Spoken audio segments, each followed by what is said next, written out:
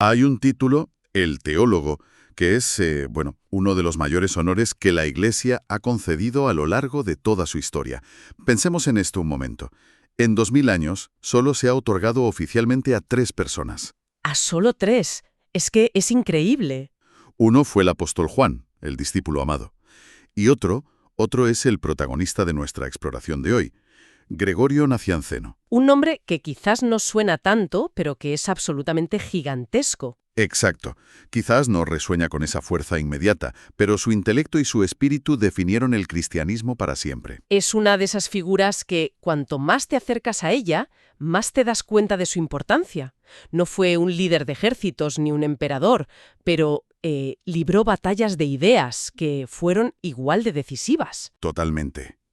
Hoy vamos a sumergirnos en la figura de este padre de la Iglesia del siglo IV. Y esto no es solo un viaje a la historia, es un encuentro con una mente brillante y, sobre todo, con un alma profundamente sensible. Sí. Un alma que ayudó a dar forma a la doctrina central del cristianismo, la Trinidad. Para esta conversación, partimos de un anexo biográfico y teológico que lo describe de una forma que a mí me parece perfecta. A ver. Dice que era la inteligencia en oración, la palabra hecha contemplación. Uf, qué maravilla de definición. Nuestro objetivo es entender por qué se le considera la voz de los padres capadocios, o sea, ese trío de mentes brillantes junto a su amigo Basilio y el hermano de este, Gregorio de Nisa. Los 3 de la misma región que cambiaron la teología para siempre. Y sobre todo que podemos aprender de su enfoque, que es único. Une filosofía, poesía y una espiritualidad que es arrolladora. Y para entender a Gregorio es que es absolutamente crucial entender su época. Claro.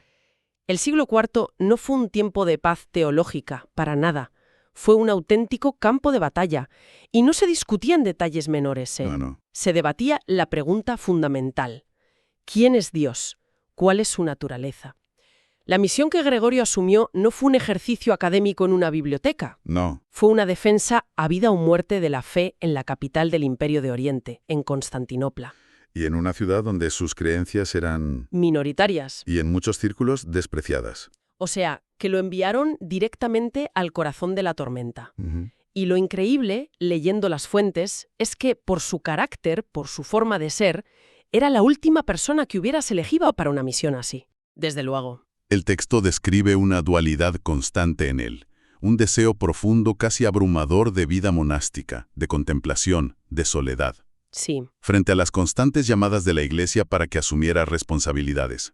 Quería el silencio, y le pidieron que gritara desde los tejados. Es que esa tensión es el motor de su vida, y yo diría de su teología. Nunca fue un hombre que se sintiera cómodo en el poder, para nada. Nació en el 329 en Capadocia, en la actual Turquía. Y tuvo, una educación privilegiada. Su padre era obispo, una figura de autoridad. Ajá. Pero su madre, Santa Nona, es descrita como la verdadera ancla espiritual de la familia. La figura clave, ¿no? Una mujer de una fe inquebrantable, que consagró a su hijo a Dios desde el principio. Y esa educación lo llevó a la cima del mundo intelectual de la época, a Atenas. Y allí no solo absorbió toda la filosofía clásica, sino que forjó una amistad que le marcaría de por vida. Con San Basilio. Con San Basilio. La fuente habla de una amistad del alma. 2 jóvenes que soñaban juntos con una vida de retiro, de estudio y oración. Y sin embargo, esa lucha interna nunca lo abandonó. Y aquí te pregunto, ¿crees que sin ese conflicto, sin esa tensión entre su deseo de soledad y su deber público, habría alcanzado la misma profundidad teológica? Pues mira, es una pregunta excelente. Y yo creo que no. Rotundamente no. Su teología no es la de un académico satisfecho, ¿sabes? Es la de un alma en conflicto. Nace de esa herida, de ese anhelo de paz en medio del ruido. Claro. Y el mundo que lo reclamó en el año 379 era probablemente el lugar más ruidoso y complejo de todo el imperio. Constantinopla. Constantinopla no era solo la capital política, era el epicentro de la controversia teológica. La ciudad estaba dominada por 2 corrientes de pensamiento que la Iglesia consideraba heréticas. El arrianismo y... El arrianismo, que básicamente decía que Cristo era una criatura, sublime sí, pero no Dios como el Padre. Y el macedonianismo, que aplicaba una lógica similar al Espíritu Santo, rebajándolo de categoría. O sea que el debate no era un matiz para especialistas, era algo que afectaba al núcleo de la fe, a la pregunta de ¿a quién le rezamos? ¿Es Jesús plenamente Dios? ¿El Espíritu Santo es una fuerza o es una persona divina? Precisamente, lo que hoy damos por sentado en el credo, la fe de Nicea, era en Constantinopla la creencia de un grupo pequeño, Un grupo acosado. acosado y sin iglesias donde reunirse. La magnitud de la tarea era colosal. Gregorio llega a una ciudad donde la ortodoxia es una minoría marginada y acepta la misión, como bien dice la fuente, casi a regañadientes, Casi a la fuerza. para intentar restaurar esa fe en el corazón mismo del poder imperial. Una tarea titánica. Y no llegó con un ejército, sino con ideas, con la palabra. Y supongo que ahí es donde entra su obra maestra, los 5 discursos teológicos, ¿no? Esa fue su verdadera arma. Fue su bomba nuclear teológica, por decirlo de alguna manera. Vaya. En un ambiente de eslóganes, de debates callejeros sobre la naturaleza de Dios, él introduce una reflexión de una profundidad y una belleza literaria que desarma a sus oponentes. No eran solo argumentos entonces. No, son piezas de oratoria de altísimo nivel. Y no fue lo único que escribió, claro. Para entender su alcance, la fuente menciona sus oraciones y homilías, sus poemas teológicos que son fascinantes. Ahí es donde vuelca su alma contemplativa. Exacto. Y sus cartas. Tenía un arsenal intelectual y espiritual completísimo. Pero, ¿qué hizo que esos 5 discursos fueran tan decisivos en ese momento? Varias cosas. Primero, la claridad. Expone con una lucidez sin precedentes la divinidad del Hijo frente a los arrianos y, de forma pionera, la divinidad del Espíritu Santo frente a los macedonios. Segundo, Segundo, el método. No se limita a citar la Biblia. Él dialoga con la filosofía griega, usando sus propias herramientas para superarla. Y tercero, y quizás lo más importante, la belleza. la belleza. Su prosa es tan elevada que no solo busca convencer a la mente, sino elevar el espíritu. Su enseñanza fue tan impactante que se convirtió en la base teológica para el Segundo Concilio Ecuménico. Que se celebró en la misma ciudad, en el 381. Justo. Un concilio que él mismo llegó a presidir, al menos durante un tiempo. Es que es asombroso pensar que su teología fue decisiva para formular lo que hoy conocemos como el credo niceno-constantinopolitano, El que se reza hoy en día. el que se reza en gran parte de la cristiandad. Las palabras que millones de personas recitan cada semana fueron moldeadas por el pensamiento de este hombre, que solo quería retirarse a rezar en soledad. Y justo cuando está en la cima, cuando su visión ha triunfado, Ajá. llega el giro de guión que define su carácter. Presidiendo el concilio que valida su teología, Gregorio se encuentra con lo que más detestaba: Las intrigas. las intrigas, las rivalidades, las luchas de poder entre los obispos. Veía que la victoria de la verdad doctrinal estaba siendo manchada por la vanidad humana. Bueno, uno esperaría que, como cualquier líder, usara su poder para imponer orden, para consolidar su victoria. Pero es que Gregorio no era cualquier líder. Cansado de todo ello, en un discurso ante el concilio, hizo algo impensable. ¿Renunció? Renunció.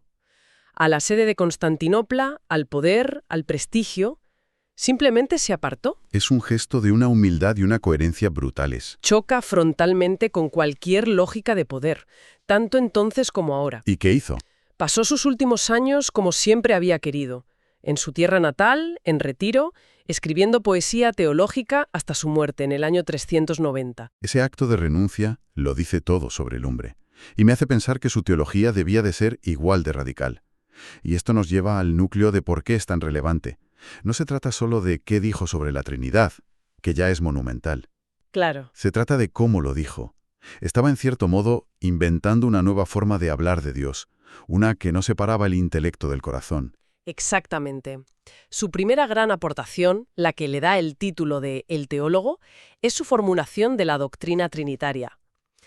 La fuente destaca su famosa fórmula, que intenta poner palabras a un misterio insondable. Una sola naturaleza, en griego usía, y... 3 hipóstasis, o personas. Eso es. Puede sonar abstracto, pero fue la clave para resolver décadas de debate. Consiguió un equilibrio perfecto entre la unidad absoluta de Dios y la distinción real del Padre, el Hijo y el Espíritu Santo. Hay una cita suya que recoge la fuente que creo que expresa esto de una forma, que la lógica por sí sola no puede alcanzar. Dice Gregorio: No he pensado jamás en la unidad sin ser iluminado por el resplandor de la Trinidad, ni he dividido jamás la Trinidad sin ser conducido de nuevo a la unidad. Es que es pura poesía mística. No es una fórmula matemática, Es una experiencia de luz. totalmente. Y ahí está una de las claves que hacen única su teología: la defensa de la divinidad del Espíritu Santo. Ajá. Junto a su amigo Basilio, Gregorio es quien argumenta de forma más sólida y bella que el Espíritu no es una criatura ni una fuerza impersonal, Sino Dios verdadero. sino Dios verdadero, digno de la misma adoración y gloria que el Padre y el Hijo. Este punto fue su gran contribución al credo del Concilio del 381, completó la visión trinitaria ortodoxa. Pero hay algo más profundo en su método, una idea que la fuente describe como revolucionaria: el concepto de una teología en oración. Sí. Para un mundo como el nuestro, donde el conocimiento parece ser solo acumular datos, esto suena a otro idioma. Y lo es. Esto es fundamental en él, y es quizás su legado más perenne. Para Gregorio, no se puede hablar de Dios si no se está en comunión con Él. Claro. La teología no es un mero ejercicio intelectual, no es un debate académico para ver quién es más listo. Es ante todo contemplación, purificación del alma y, muy importante, silencio interior. Es una idea potentísima. Él decía que para hablar de Dios, primero hay que hacer silencio para escucharlo. Es una experiencia del espíritu. En este sentido, es el gran precursor de toda la tradición de la teología mística bizantina. La que insiste en que el conocimiento de Dios está ligado a la santidad, intrínsecamente ligado a la santidad de vida. Exacto. ¿O será que no puedes ser un gran teólogo si no eres ante todo una persona que reza? El conocimiento teológico es fruto de una relación, no de un estudio distante. Justo. Y esto conecta con otra idea que me fascina. La fuente lo llama un evangelizador de la belleza. Porque para él, la verdad y la belleza son dos caras de la misma moneda. Son inseparables. Entiendo. La verdad de Dios, si es realmente la verdad, tiene que ser intrínsecamente bella. Por eso su estilo literario no busca solo convencer con argumentos lógicos, sino elevar el alma, seducir al corazón. Y conducir a la adoración. Y conducir a la adoración.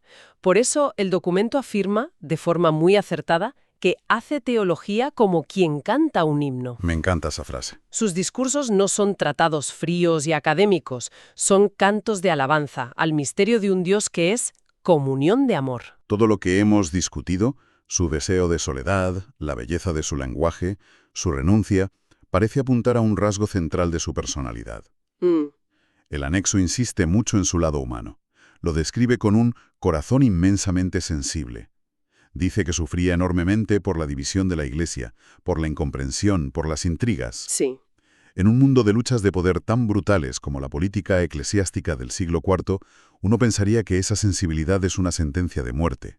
¿Cómo sobrevivió? Es que creo que esa es la clave de todo. No es que sobreviviera a pesar de su sensibilidad, es que su teología nace de ella. Ah, Esa sensibilidad no fue una debilidad, sino la fuente misma de su genio espiritual. explica eso un poco más. A ver, no puedes hablar con esa profundidad de un Dios que es comunión de amor si no tienes un corazón capaz de sentir agudamente el dolor de la división y la falta de amor. ¿Entiendes? Claro, ya lo veo. Su supuesta debilidad era en realidad su superpoder. Se transformó en una capacidad única para contemplar el misterio divino con una pureza y una excelencia que otros, quizás más fuertes o más pragmáticos, no podían alcanzar. Su corazón herido era un corazón abierto a Dios. Es una perspectiva muy potente. La vulnerabilidad como una puerta al conocimiento más profundo, no como un obstáculo. Y si tuviéramos que resumir su legado, ¿cuáles serían los pilares indispensables que nos dejó? Pues yo destacaría 4. Primero, dio forma definitiva a la comprensión cristiana de la Trinidad, un pilar absoluto de la fe. ¿El primero? Segundo, profundizó como nadie antes en la divinidad y la personalidad del Espíritu Santo, dándole el lugar que le correspondía. Tercero, y esto es una lección para todos los tiempos, enseñó que la verdadera teología nace de la santidad y la oración, no solo del intelecto. ¿Y el cuarto? Su humildad. Y finalmente es un modelo eterno de humildad. Su renuncia en el Concilio de Constantinopla es un acto que resuena a través de los siglos. Es un recordatorio de que el servicio a la verdad está por encima de cualquier cargo o poder. La fuente sugiere que es un santo para nuestro tiempo. para una época de confusión y de superficialidad. ¿Estás de acuerdo? Completamente. Se le describe como un santo para tiempos de confusión doctrinal y superficialidad espiritual, y creo que es una descripción perfecta para el siglo XXI. ¿Por qué? Porque su mensaje es una invitación a volver a lo esencial, al silencio interior en medio de un mundo ruidoso, a la adoración frente a la productividad y a poner el misterio de un Dios amor en el centro de la vida. Ya. En una cultura de la distracción constante, su figura nos recuerda que las verdades más profundas solo se escuchan en el silencio contemplativo. Es una figura increíble cuando la miras de cerca, la de un héroe reacio, un poeta que se convirtió en el filósofo de la Trinidad, un alma contemplativa lanzada al centro de la batalla eclesiástica. Sí. Un hombre que alcanzó las más altas cimas del poder en la Iglesia solo para darle la espalda y renunciar por coherencia y por humildad. Y para cerrar, hay una cita que la fuente destaca y que sintetiza toda su visión de la vida y del conocimiento. Es más que una cita, es casi una regla de vida, una advertencia que Gregorio ofrece a quien quiera enseñar o liderar. A ver, Dice así, que primero te purifiques y luego purifiques, que seas luz y luego ilumines, que te acerques a Dios y luego conduzcas a otros. es una frase que te detiene en seco. La secuencia es innegociable. Primero tú, luego los demás. Completamente. Y deja una reflexión abierta para quien nos escucha. En un mundo saturado de opiniones, de ruido constante en las redes, donde todos sienten la necesidad de comunicar, de influir, de purificar a otros con su visión del mundo, ¿qué significaría aplicar este principio hoy? ¿Qué implica realmente esa idea de purificarse antes de comunicar? De buscar una conexión profunda y honesta con la verdad antes de intentar transmitirla a los demás. Te deja pensando. Esta antigua sabiduría sobre la teología, sobre cómo hablar de Dios, ¿no podría ser en el fondo una guía esencial para cualquier forma de liderazgo, de enseñanza o simplemente de comunicación humana en nuestra época?